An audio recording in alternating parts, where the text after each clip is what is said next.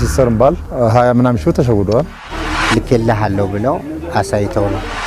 ስራ የበዛበት ሰዓት ለምሳሌ ሚሳ ሰዓት 150 ብር ያስገባው ወይ ተሳስቼ ነው ብሎ ፊቱ ላይ የሚነበብ ነገር ሁሉ ታይባቸዋል። የተባለው ግብይት እውነተኛ መሆኑን ከኛው ሲስተም ማረጋገጥ አለበት። ራሱን ቀኗን ብቻ ቀይሮ ይዞ መጣ። ወዲያው ለፖሊስ አሳወቀልኝ። የሞባይል ባንኪንግ ጉድ ተጋለጠ። አስደንጋጭ መረጃ ከፖሊስ ተሰምቷል። በኮሴት ቢዝነስ ኃላፊነቱ የተወሰነ የግል ድርጅት ላይ የተፈጸመው ድርጊት አነጋጋሪ ሆኗል። መቼም በባንክ የማይጠቀም ሰው የለምና ጉዳዩ ሁላችሁንም ይመለከታል። ስንቶቻችሁ ናችሁ በሞባይል ባንኪንግ ገንዘባችሁን ያጣችሁና ከባንክ ነው የምንደውለው በሚሉ አካላት የተታለላችሁ?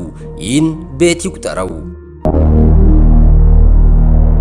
ነገ ችግሩ ሳይደርስባችሁ ዛሬ ላይ በቂ ግንዛቤ ሊኖራችሁ ይገባል። በሞባይል ባንኪንግ የምትጠቀሙ ሰዎች በተቻላችሁ መጠን ጥንቃቄ አድርጉ ተብሏል። ሰሞኑን በአዲስ አበባ እጅግ ሲበዛ አሳፋሪ ተግባር ተፈጽሟል። አሁን ላይ ብዙዎች በተለይ በሞባይል ባንኪንግ አማካኝነት ባዶ እጃቸውን እየቀሩ ይገኛሉ።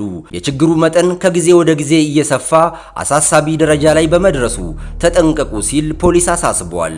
እኛም የዚህ ችግር ሰለባ እንዳትሆኑ ከሌሎች እንድትማሩ በቦሌ ክፍለ ከተማ የተፈጸመውን ጉድ እናደርሳችኋለን። ሰሞኑን ኮሴት ቢዝነስ ኃላፊነቱ የተወሰነ የግል ድርጅት ጃክሮስ አካባቢ በሚገኘው ቅርንጫፉ በተደጋጋሚ ግብይት በሚፈጽሙ ደንበኞቹ መታለሉን አስታውቋል። ለብዙ ጊዜ የባንክ አካውንታቸውን ተከታትለው ሳያዩ ቆይተው በመጨረሻ አንድ አስደንጋጭ ነገር እንደገጠማቸው ተገልጿል።